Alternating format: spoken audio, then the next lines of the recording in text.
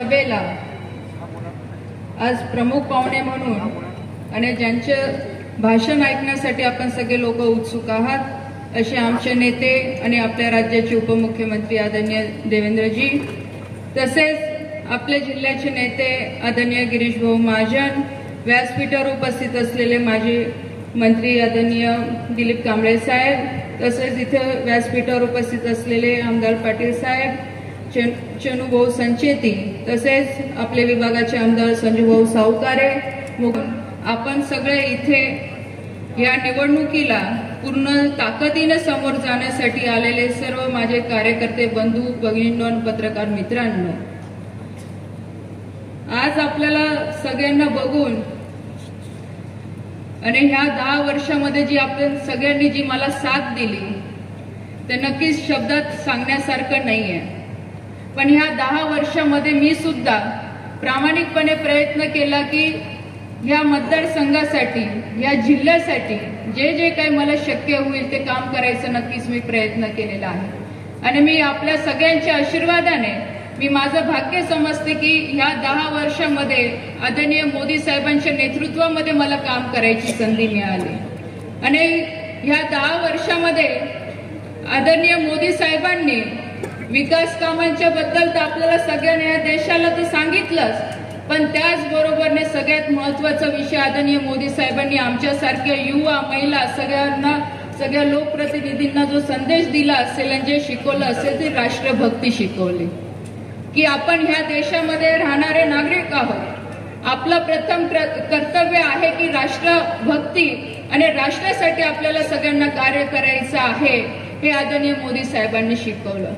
आज विरोधक इथे विचारतात किंवा टीका करतात की 10 वर्षामध्ये रक्षाताईंनी काय काम केलं, पण मी आज ह्या मंचाच्या माध्यमातून त्यांना सांगेल की रक्षाताईंनी जे 10 वर्षात आदरणीय मोदी साहेब असतील, आमचे नेते आदरणीय देवेंद्रजी असतील, गिरीश भाऊ असतील, यांच्या अध्यक्षतेखाली या 10 वर्षामध्ये जे जे काम केले, आज हाऊस टू हाऊस मी त्याचा लेखाजोखा सगळ्यांच्या घरापर्यंत पोहोचवलेला आहे. या 10 वर्षामध्ये आपण बघितलं असेल आपल्या जिल्ह्यामध्ये नॅशनल हायवेची कनेक्टिव्हिटी आपण चांगली केली. आज रेल्वे स्टेशन आहे त्याचं कन्व्हर्जन आपण केलं. आज आधुनिक पद्धतीने आपण सगळे रेल्वे स्टेशन केले. आज इथे शेतकऱ्यांसाठी मोठ्या प्रमाणामध्ये काम केलं, युवकांच्या नोकऱ्यांसाठी आपण काम केलं, महिलांना सक्षम करण्यासाठी आपण काम केलं. आज असं एकही क्षेत्र नाहीये जिथे आपण आज काम केलेलं नाहीये. आणि आज ते जेही आरोप करताय, मी फक्त त्यांना एकच प्रश्न विचारेल आणि त्यांनी त्याचं उत्तर द्यावं की आज ज्या नॅशनल हायवे मधनं ते प्रवास करतात, ज्या रस्त्यावरनं त्यांची वाहतूक होते, हा कोणाच्या काळामध्ये झालेला आहे. 2019ला महाविकास आघाडीचं सरकार आलं तेव्हा केळीच्या प्रश्नासाठी आदरणीय देवेंद्रजी असतील, आदरणीय गिरीश भाऊंच्या नेतृत्वाखाली या जिल्ह्यामध्ये आम्ही सगळ्या शेतकऱ्यांसोबत आंदोलन केलं आणि शेतकऱ्याच्या हिताचे निकष आम्ही करून घेतले. त्यावेळेस हे नेते कुठे होते? त्यावेळेस का ह्या नेत्यांनी शेतकऱ्यांसाठी त्यावेळेस का नाही प्रश्न विचारले? का त्यांच्या नेत्यांकडून ते कामं करून घेतले? असे अनेक विषय आहे की जे ह्या 10 वर्षामध्ये आपण मतदारसंघासाठी, आपल्या जिल्ह्यासाठी आपण प्रामाणिकपणे काम करायचा प्रयत्न केला. इथे संजू भाऊंनी सांगितलं की 10 वर्षामध्ये राज्य सरकारच्या माध्यमातून आपण बरेचसे कामं आपल्या जिल्ह्यासाठी आणले. असं एकही क्षेत्र आपण सोडलं नाही की जिथे आपण गावापर्यंत आपण कामं पोहोचवले असतील. आपण बघितलं असेल की ह्या 10 वर्षामध्ये आदरणीय मोदी साहेबांनी व्यक्तिगत लाभाच्या योजना तुमच्या बँकेच्या माध्यमातून तुम्हाला घरपोच त्याचा लाभ देण्याचा प्रयत्न केला. नाही तर 2014चा आधीचा काळ तुम्ही आठवा की आधी काय होत होतं. आधी दलाल असतील तर तुमचं काम व्हायचं, जर तुमचा वशिला असेल तर तुम्हाला काम करून मिळायचं, नाही तर आधी तुम्हाला कोणी विचारत नव्हतं. पण 2014 नंतर आदरणीय मोदी साहेबांनी ती परिस्थिती बदलली. आज आपल्याला घरी बसल्या बसल्या आपल्याला मेसेज येतो की तुमच्या बँक खात्यामध्ये आज तुमच्या पगाराचे पैसे जमा झालेले आहेत, तुमची स्कॉलरशिप आलेली आहे, शेतकऱ्यांचं अनुदान आलेलं आहे, महिला बचत गटाचं तिथे लोन सँक्शन झालेलं आहे. हे सगळं घरी बसल्या बसल्या आज ह्या सगळ्या सुविधा मिळाल्या. कोविडच्या काळामध्ये आपण बघितलं असेल की ऑनलाईन शिक्षण पद्धती ही मोदी साहेबांची एक कल्पना होती की 2014ला त्यांनी डिजिटल इंडियाची मोहीम सुरू केली म्हणून ते शक्य झालं की कोविडच्या काळामध्ये आपल्या मुलांना घरी बसले बसले ऑनलाईन शिक्षण घेता आलं, आपल्या मुलांना घरी बसल्या बसल्या नोकऱ्या करता आल्या.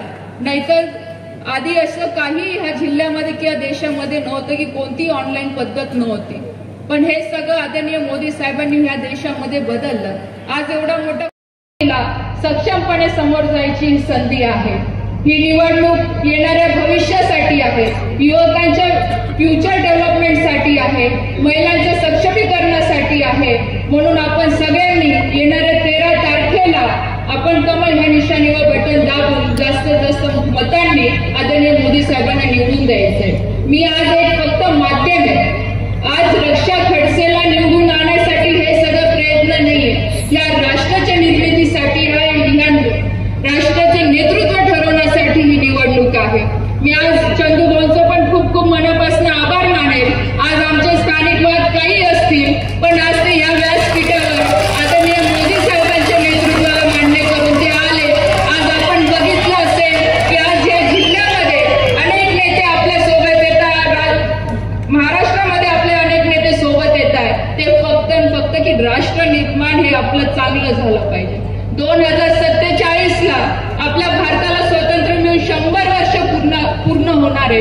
आणि त्यावेळेस आपल्याला अभिमानाने सांगता आलं पाहिजे की मी त्यावेळेस आदरणीय मोदी साहेबांना मतदान केलं, म्हणून आज माझा भारत देश हा विकसित भारत देश आहे. मी महिलांना सुद्धा विनंती करेन की आपलं सुद्धा 50% आरक्षण, 50% मतदानामध्ये अधिकार आहे. म्हणून आपण सुद्धा सगळ्या महिलांनी तो अधिकार आपण सगळ्यांनी हक्काने तो वापरून आदरणीय मोदी साहेबांना या इलेक्शन मध्ये जास्तीत जास्त मतांनी विजयी करायचा आहे.